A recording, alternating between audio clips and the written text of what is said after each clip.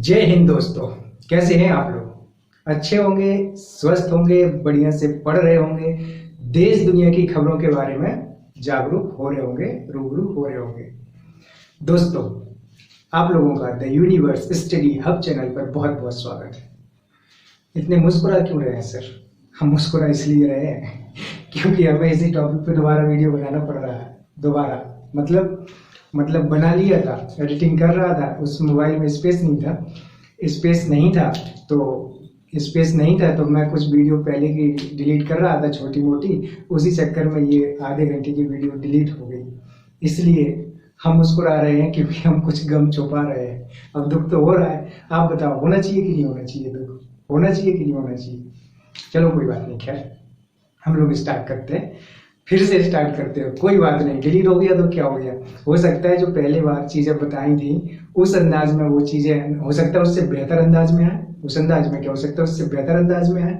क्योंकि एक बार जो चीजें निकली थी, बहुत अच्छा वीडियो बना था, रियल में बहुत अच्छा वीडियो बना था मेरे अनुसार बहुत अच्छा बना था। आप लोग उसको कैसे देखते हैं उसके बारे में मैं ज्यादा कुछ नहीं कह सकता, बट मैंने अपने स्तर से बहुत अच्छा तरीके से बताने का प्रयास किया था। चलो कोई नहीं, दोबारा स्टार्ट करते हैं। Let's start. चलो तो दोस्तों, आज हम लोग एक बहुत ही प्यारे टॉपिक पर बात करने जा रहे हैं। वो टॉपिक क्या है इसको हम ऐसे समझते हैं। दोस्तों, हम लोग बच्चों को पढ़ने क्यों भेजते हैं, या हम लोग आखिर पढ़ने क्यों जाते हैं स्कूल में, या आज तक हम लोग क्यों पढ़ रहे हैं, या पढ़ने हम बच्चों को, जो छोटे छोटे बेचारे नन्हे से बच्चे, छोटे से नन्हे से बच्चे हैं, उनके बैग पर इतना बड़ा, इनकी पीठ पर इतना बड़ा बड़ा बैग है, जब देखते हैं तो लगता है कि कितना बच्चा बोझ ढो रहे हैं, कॉपी किताबों का बोझ ढो रहे हैं, है ना, कोई इतना वजन ढो रहे हैं। तो क्या ये वही कॉपी किताबें नहीं है दोस्तों? ये वही कॉपी किताबें नहीं है जो एक व्यक्ति के व्यक्तित्व को परिष्कृत करती हैं, संवर्धित करती हैं, एक बेहतर व्यक्तित्व का निर्माण करती हैं?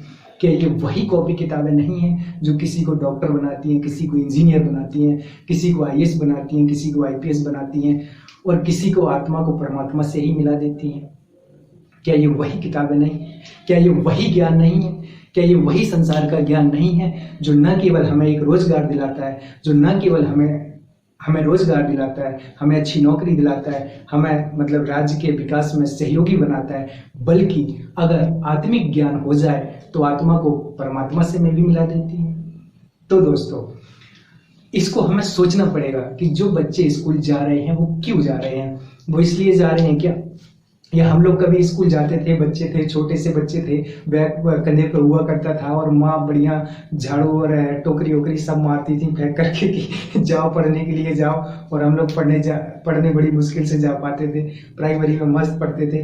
तो ये देखो, पार्टी लेकर के जाते थे, है ना, खड़िया लेकर के जाते थे, सरकंडी की कलम लेकर के जाते थे। तो क्यों जाते थे स्कूल, किस लिए जाते थे?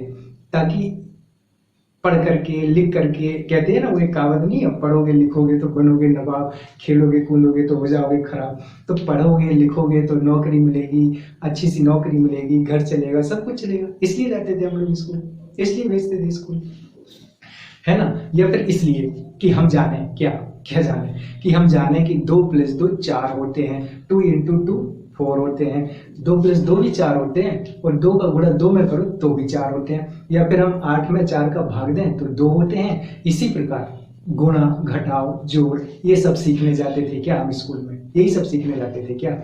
या फिर हम किसी रसायन विज्ञान के जो केमिकल के फार्मूला है वो सीखने के लिए जाते हैं? मीथेन क्या होती है, एथेन क्या होती है, बेंजीन क्या होती है, इस प्रकार के फार्मूला सीखने के लिए जाते थे। या इनको सबको हटाओ। या फिर हम ये सीखने के लिए जाते थे कि मनुष्य के जो पाचन तंत्र क्या होता है ना, मस्तिष्क में तंत्रिका तंत्र क्या होता है ना, फेफड़े क्या है, गुर्दे क्या है, अमाशय क्या है, हमारा जो किडनी है वो उसका काम क्या है, हृदय का काम क्या है, गुर्दे का काम क्या है, इसी प्रकार फेफड़े का काम क्या है, आंख का काम क्या है, जीभ का काम क्या है, नाक का काम क्या है, दांत का काम क्या है, मस्तिष्क का काम क्या है, कि मस्तिष्क हाइपोथैलेमस, थैलेमस और इस प्रकार के पार्ट में जो बटा हुआ है, मस्तिष्क के जो 3 भाग हैं उनका काम क्या है। क्या ये सीखने के लिए स्कूल जाते हैं?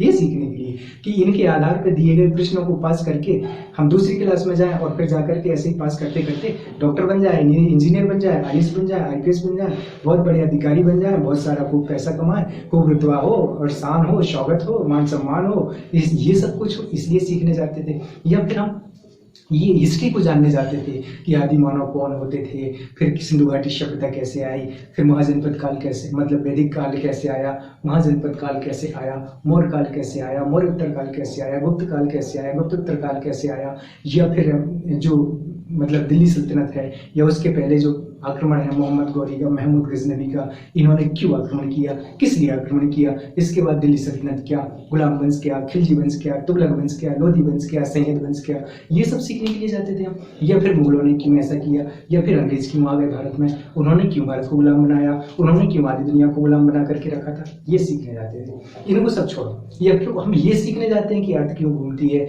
दिन कैसे होता है, रात कैसे होती है, तारे क्यों टिमटिमाते हैं, सही में टिमटिमाते हैं कि भ्रम होता है, सूरज चमकता है कि वास्तव में हमें चमकते हुए दिखाई देता है, रात दिन कैसे होता है, ऋतुएं कैसे बदलती हैं, ये सब जानने के लिए जाते थे।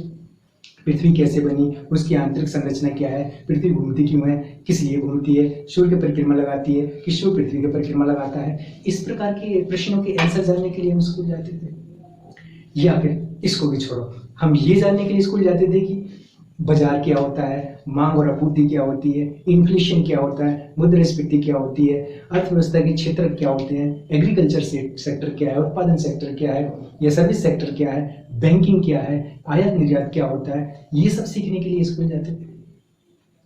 या फिर इसको भी चलो छोड़ो, हम इसलिए स्कूल जाते थे कि हम जाने कि संविधान क्या है, उसकी राज्य व्यवस्था क्या है, उसके कार्य करने के तरीके क्या हैं, संसद क्या है, विधानमंडल क्या है, राष्ट्रपति क्या है, राज्यपाल क्या है, विधानसभाएं क्या हैं, पंचायत क्या है, जिला पंचायत क्या है, ब्लॉक पंचायत क्या है, ये सब सीखने के लिए स्कूल जाते थे। या हम आज अपने बच्चों को स्कूल भेजते हैं यही सब सीखने के लिए कि आप जानो अर्थव्यवस्था को, आप जानो, देखो आप जानो भूगोल को, आप जानो इतिहास को, आप जानो राज्य व्यवस्था को, आप जानो अर्थव्यवस्था को, आप जानो गणित को, आप जानो विज्ञान को, आप जानो पर्यावरण और पारिस्थितिकी को।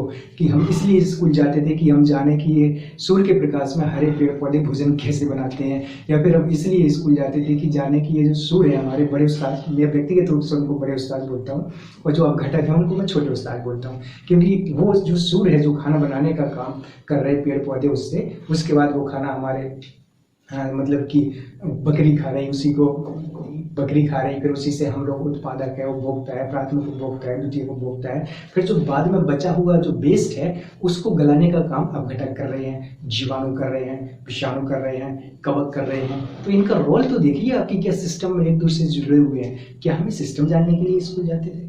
या फिर हम साइंस पढ़ने के लिए जाते थे कि विज्ञान वह है जो किसी विषय के विषय के जड़ जड़ में जाकर के बात करती है, हर कार्य के कारण के पीछे में जानना चाहती है। जब तक विज्ञान को कोई चीज़ दिखाई न दी जाए जब तक वो उसको प्रमाणित नहीं मानती है। विज्ञान का कहने का मतलब ही यही है कि किसी विषय के बहुत ही बारीकी से उसका विश्लेषण करना, और जब हम जान जाए कि हाँ यही विषय सत्य है तब उसको मान लेना। क्या हम विज्ञान सीखने के लिए स्कूल जाते थे, या गणित सीखने के लिए, या साइंस सीखने के लिए? अब इन सब चीज़ों को कहने का तात्पर्य क्या है? क्योंकि आज भी कुछ लोग कहते हैं, आज भी कुछ लोगों का मानना है कि पढ़े लिखे से काहुत पढ़े लिखे से, अनुभव काम आउट। समाज में जब आओ ना, जब पता चले कछु ज्ञान काम नहीं होता, अनुभव काम आउट है ना। पढ़े लिखे से काहुत कछु नहीं होता। पढ़ता दिन भर दुनिया भर की किताबें, उनसे कहो जी इतने धर्म ग्रंथ हैं, इतनी इतिहास की किताब है, इतनी भूगोल की किताब है, उनसे कहो जी जो कौन पढ़ो कछु काम आउट कि तूने कछु कह लिया। यह संविधान है तो संविधान के नियम कायदे कानून कछु और ही समाज में, जब तुम समाज में आओ ना, जब तुम्हें पता चले ऐसे आदमी, मतलब ऐसे लोग हैं कहीं कहते हुए सुनते हुए पाए जाते हैं। तो जब पढ़ने से अगर कुछ नहीं होता है तो क्यों पढ़ाया जाता है? क्या इसलिए कि नौकरी लग जाए? क्या इसलिए कि आप अच्छे से एक लाइफ सस्टेन कर पाए? नौकरी के बाद आपकी पेंशन बन जाएगी, आपके प्रोविडेंट फंड हो जाएंगे, आपकी बचत अच्छी सी हो जाएगी, आपकी लाइफ गुजर जाएगी, उसके बाद आप अपना बुढ़ापा अच्छे से पेंशन में गुजार पाएंगे, सुख सुविधाएं होंगी, बढ़िया से रहेंगे। या फिर हमारी शिक्षा पद्धति का एक ही मतलब है कि हमें नौकरी लगवा दे, और नौकरी नहीं लगवाओ तो फिर उस शिक्षा का कोई मतलब नहीं है। दोस्तों, ज्ञान तो वह है जो आत्मा को परमात्मा से मिला देता है। ये केवल नौकरी थोड़ी ना देता है, नौकरी थोड़ी ना देता है, ये बिल्कुल जागरूक करता है आपको अपने प्रति, समाज के प्रति, देश के प्रति, दुनिया के प्रति, इस ब्रह्मांड के प्रति, इस पूरे यूनिवर्स के प्रति। ये आपके सबके अपने अपने अनुभव हैं। बस वहीं पे आ गए। आज का हमारा टॉपिक है नॉलेज। इसलिए हम इतनी गहराई से इन चीज़ों के बारे में बात कर रहे थे। आज आखिर हम बात करने जा रहे हैं कि ज्ञान क्या होता है, ज्ञान प्राप्ति के साधन क्या होते हैं, किस ज्ञान को हम कहेंगे कि ये ज्ञान प्रमाणित ज्ञान है, वो कौन से प्रमाण हैं जिनको हम कहेंगे कि इनसे ज्ञान प्राप्त होता है और यही ज्ञान है। इन विषयों के बारे में थोड़ा सा हम चर्चा कर लेते हैं। दोस्तों, मज़ा आएगा। आप लोगों का the universe study hub channel में, आपके ही चैनल में बहुत बहुत स्वागत है। देखो, सबसे पहले हम जानने का प्रयास करते हैं कि ज्ञान कैसे प्राप्त होता है। दोबारा मैं बनाने जा रहा हूँ इसी वीडियो। तो देखो, ये आँख है और ये है हमारा क्या। अब अगर जब आँख हो गई तो जो घड़ा है, ये तो सब के दिखा रहे होते सभी जो घड़ा है। अगर जब आँख है तो जो घड़ा है, ठीक, कोई दिक्कत? कोई भी तो दिक्कत नहीं है, इसमें क्या दिक्कत है।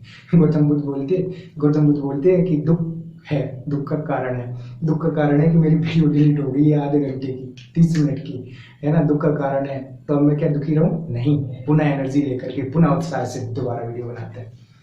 ये विषय है, ये गे है। ये विषय मतलब मैं, और ये घड़ा मतलब जिसको मुझे जानना है।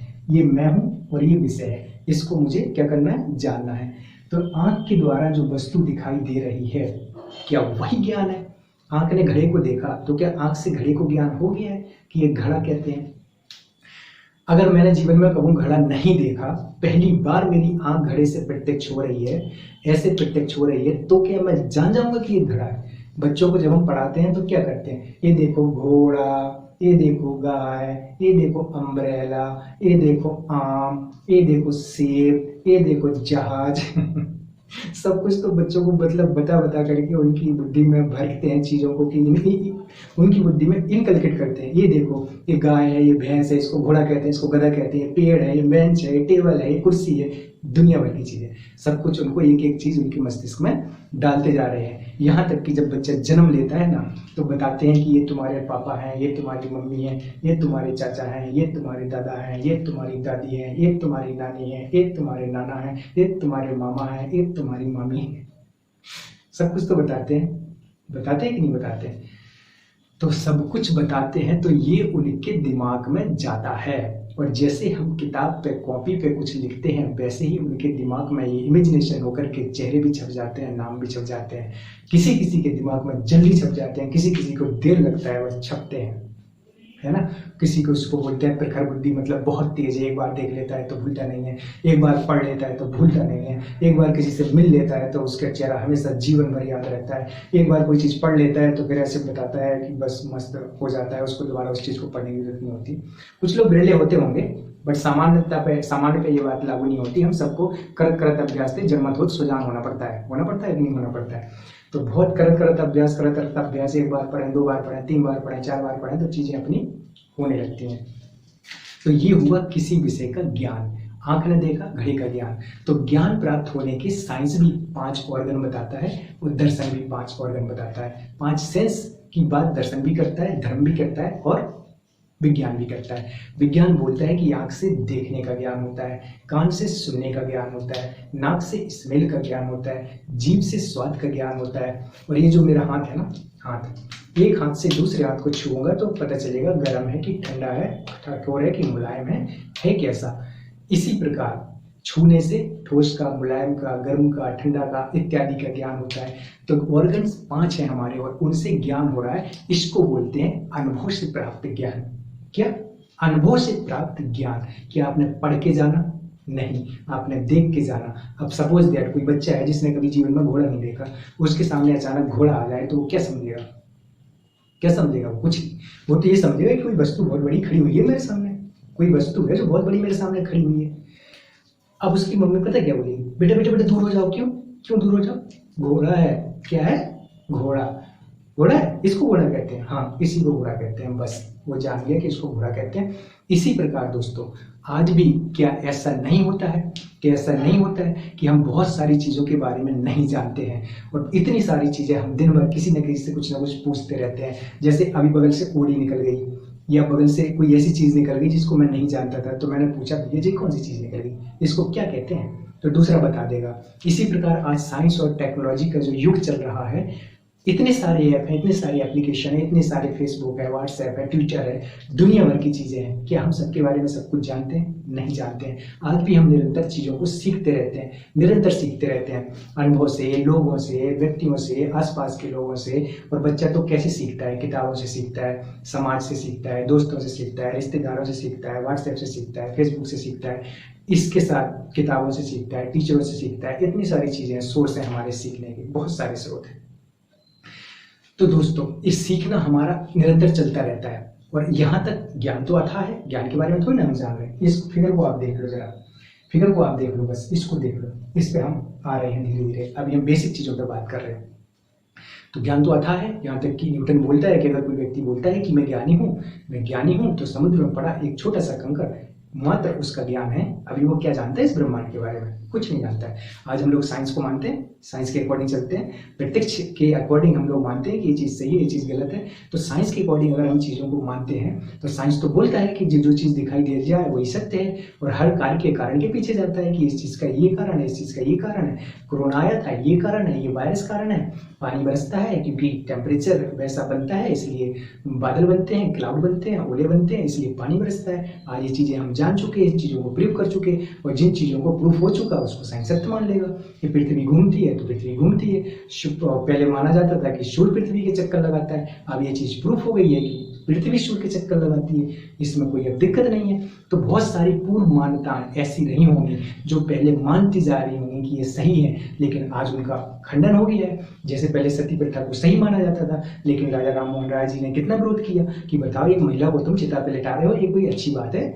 अच्छी बात है? एक जीती जागती महिला को तुम चिता पे लिटा रहे हो, ये कौन सी अच्छी बात है? कोई अच्छी बात नहीं है। तो वैसे ही बहुत सारी प्रथाएं, बहुत सारे कर्मकांड, बहुत सारे ऐसे सिद्धांत जो पहले सत्य माने जाते थे, लेकिन वर्तमान में उनका खंडन हो गया है कि ये चीज़ सत्य नहीं है, सत्य ये चीज़ है। तो ये कैसे हुआ? ज्ञान के द्वारा, ज्ञान के द्वारा। तो ज्ञान अथाह है, कोई सीमा नहीं है उसकी, कोई सीमा नहीं है। आइंस्टीन इतने बड़े वैज्ञानिक हैं और IQ लेवल उनका जबरदस्त माना जाता था। अब आप बताओ, आइंस्टीन भी बोलते हैं कि मैंने E = mc² दिया, लेकिन फिर भी मैं इस जगत के बारे में, इस ब्रह्मांड के बारे में निश्चितता के साथ कुछ नहीं कह सकता हूँ। अर्थात मैंने क्या जाना? मैंने कुछ नहीं जाना। ये ब्रह्मांड बना कैसे? ये इतना सारा चीज़ें, स्रोत आए कहाँ से? अथाह ब्रह्मांड है, कितना बड़ा ब्रह्मांड है। आज भी हम जानने के लिए मंगलयान, चंद्रयान, तरह तरह की चीज़ों का उपयोग करते रहते हैं। कि आज हमने, भारत दुनिया का पहला देश बना ना जो चंद्रमा के दक्षिण ध्रुव पर अपना चंद्रयान भेजा ना। तो ये देखिए आप, तो ज्ञान क्या है? अभी तक कंप्लीट नॉलेज के बारे में कोई कुछ नहीं कह सकता है। सैद्धांतिक ज्ञान है, सारे सैद्धांतिक ज्ञान है जो प्रूफ हो चुके हैं, उनको हम मान रहे हैं। जैसे आग जलाती है, पानी प्यास बुझाती है, आपको भी चीनी मीठी लगती है, मुझे भी चीनी मीठी लगती है। ये सब वैसे ज्ञान है जो हम सबको सत्य लगते हैं, और जो सत्य हैं कि अब आग में हाथ डालोगे तो जलोगे, आप भी जलोगे, मैं भी जलूंगा। तो ये है अनुभव। तो दोस्तों, ज्ञान के लिए सबसे पहले कोई पदार्थ होना चाहिए जिसका हमें ज्ञान होने वाला है, और कोई ज्ञाता होना चाहिए जिसको ज्ञान हो रहा है। तो ये घड़ा है, ये मैं हूँ, मैं आँख से देख रहा हूँ कि ये घड़ा है, मुझको इसका ज्ञान हुआ क्योंकि इसके बारे में मुझे सब कुछ बता दिया कि मिट्टी का बना होता है, इसको घड़ा कहते हैं, और ये इसका काम क्या है? पानी भरना इसका काम है। इसमें अनाज भी रख सकते हैं, वस्तुओं को भी रख सकते हैं, इसको पका लेंगे तो बहुत दिनों तक काम आ जाएगा। मैं जान लिया। तो इसको कहते हैं प्रत्यक्षम किम प्रमाणम। ये जो ज्ञान है प्रत्यक्ष के द्वारा हो रहा है। अब देखो, ज्ञान बुद्धि से होता है कि अनुभव से होता है? तो कुछ ज्ञान है जो सार्वभौम और अनिवार्य है, जैसे 2 और 2 का योग 4 होता है, आपके लिए भी, मेरे लिए भी। आग जलाती है, आपको भी, मुझे भी। तो ये सार्वभौमिक है और अनिवार्य है। दूसरा ज्ञान अनुभव से होता है। अनुभव का जो ज्ञान है वो ज्ञान न सार्वभौमिक नहीं है, लेकिन नवीन जरूर है। अनिवार्य भी नहीं है, सार्वभौमिक भी नहीं है, लेकिन नवीन है, वो यथार्थ है। यथार्थ है मतलब नवीन कैसे? देखो, आप लोग 2 दोस्त हैं, एक दूसरे के साथ जा रहे हैं। अब एक दूसरे के साथ जा रहे हैं, आप चले जा रहे थे, रास्ते में आपने देखा कि एक पहाड़ आ गया। अब पहाड़ आ गया तो वहाँ एक को लग रहा है कि उधर जो पहाड़ है उसकी ऊंचाई पर एक व्यक्ति खड़ा हुआ है, दूसरे को लग रहा है कि वो तो पेड़ है, व्यक्ति नहीं है। अब दोनों को ज्ञान हो रहा है कि कुछ तो है वहां पे, लेकिन क्या है, इस चीज का ज्ञान नहीं हो रहा है। तो जब क्या है, इस चीज का ज्ञान नहीं हो रहा है तो दोनों बहस करने लगते हैं। एक कह रहा है कि आदमी है, दूसरा कह रहा है कि पेड़ है, जबकि दोनों की आंखें बराबर, दोनों जगह एक ही जगह खड़े हुए हैं, फिर भी उनको कंप्लीट नॉलेज नहीं हो रहा है। इसको बोलते हैं अनुभव से प्राप्त ज्ञान। मतलब आप अपनी जगह सही हो सकते हैं, सामने वाला अपनी जगह सही हो सकता है। ये कोई सैद्धांतिक ज्ञान नहीं है कि वो पेड़ ही है, कि वो व्यक्ति है। अब जानेंगे कैसे? पास चले जाएंगे तो जान जाएंगे। ठीक है, तो ज्ञान प्राप्त करने के स्रोत क्या है? धार्मिक ग्रंथ है, ऐतिहासिक साक्ष्य है, वैज्ञानिक साक्ष्य है, परंपराएं हैं, ये सारी चीजें हैं जहां से हमें ज्ञान प्राप्त होता है। ठीक है, इतिहास है, भूगोल है, ज्योग्राफी है, इकोनॉमी है, हिस्ट्री है, पॉलिटी है, फिलोसफी है, दुनिया भर की समाजशास्त्र है, अर्थशास्त्र है। अब ज्ञान की प्रामाणिकता, ज्ञान की सीमा तो कोई नहीं है, ज्ञान की प्रामाणिकता क्या? ज्ञान को कैसे कहेंगे कि ये प्रामाणिक ज्ञान है? तो ज्ञान को के 6 प्रमाण माने जाते हैं, दर्शन में 6 प्रमाण माने जाते हैं, और आप लोगों के अंगों के अनुसार भी वही प्रमाण सत्य है। पहला के प्रमाण क्या है? देखो, प्रत्यक्ष प्रमाण, दूसरा शब्द प्रमाण, तीसरा अनुमान, फिर उपमान, अर्थापत्ति और अनुपलब्धि। प्रत्यक्ष प्रमाण मतलब जो मुझे दिख रहा है वही सत्य है, अर्थात अगर मुझे ईश्वर दिखाई नहीं दे रहे तो ईश्वर सत्य नहीं है, अगर मुझे आत्मा दिखाई नहीं दे रही तो आत्मा सत्य नहीं है, अगर मुझे कर्म, पुनर्जन्म, बंधन, मोक्ष इत्यादि चीजों का ज्ञान नहीं हो रहा है तो ये चीज सत्य नहीं है, क्योंकि मुझे प्रत्यक्ष नहीं हो रहा है। जिनका मुझे प्रत्यक्ष नहीं हो रहा है वो चीज नहीं है, मुझे ईश्वर नहीं दिखाई दे रहा है, मुझे आत्मा नहीं दिखाई दे रही है, और इसके साथ ही साथ मुझे बंधन, मोक्ष, कर्म, पुनर्जन्म, स्वर्ग, नरक इत्यादि के बारे में कुछ पता नहीं चल रहा है, न मैंने देखा है न मुझे पता चल रहा है। तो ये क्या प्रत्यक्ष को जो ज्ञान जो मानते हैं कि प्रत्यक्ष ही ज्ञान का साधन है, वो बोलेंगे मुझे ईश्वर नहीं दिखाई दे रहा है इसलिए ईश्वर नहीं है, मुझे आत्मा नहीं दिखाई दे रही इसलिए आत्मा नहीं है। यही तो विज्ञान बोलता है। विज्ञान भी यही बोलता है कि जो चीज आपको दिखाई नहीं दे रही वो आपके लिए प्रमाण नहीं है। तो फिर तो पहला तो ज्ञान का साक्ष्य प्रमाण, ठीक है। अब प्रमाण हो गया पहला प्रत्यक्ष। दूसरा है अनुमान। अनुमान अर्थात आपने देखा कि बादल हैं, आपने देखा कि आज पानी बरसेगा, अब आपने कहा कि आज बादल है, पानी बरसेगा, तो अब वास्तव में पानी बरस गया। अब पानी बरस भी सकता है, नहीं भी बरस सकता है। बरस गया तो आपका ज्ञान सत्य हो गया, और नहीं बरसा तो आपका ज्ञान असत्य हो गया। अर्थात अनुमान का मतलब होता है बाद में प्राप्त होने वाला ज्ञान ही अनुमान है। जैसे आज मैंने अनुमान लगाया कि कल क्या होगा, हो सकता है कि कल क्या होगा कि कल जो है वो सूर्य पश्चिम से निकलेगा। अगर सूर्य पश्चिम से निकल गया तो सही है, और नहीं निकला तो कोई बात ही नहीं। अनुमान का सीधा सा मतलब होता है बाद में प्राप्त होने वाला ज्ञान। बादल को देख करके बरसात का अनुमान लगा लेना, बस इतना याद रखो।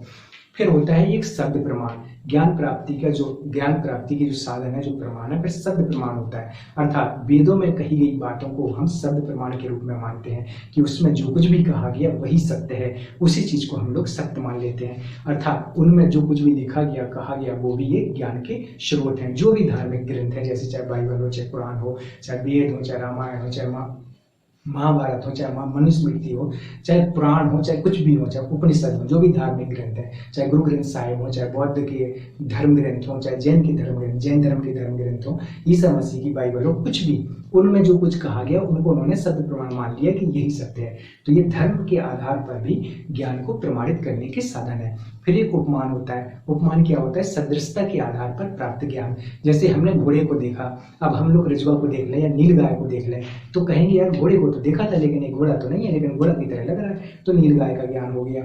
तो एक के आधार पर जब दूसरे का ज्ञान होता है तो इसको उपमान प्रमाण बोलते हैं। एक प्रमाण होता है अर्थापत्ति, अर्थात अर्थ के आधार पर किसी चीज का ज्ञान होना। जैसे मैंने कहा कि हमारा मकान इलाहाबाद रोड पे है। अब अगर हमारा मकान इलाहाबाद रोड पे है तो इतना तो कॉमन सेंस लगा ही लोगे। क्या लगा लोगे? Common sense. अरे ये लगा लोगे ना कॉमन सेंस कि यार इलाहाबाद रोड पे है तो रोड पे थोड़ी ना होगा, ई साइड होगा या उस साइड होगा।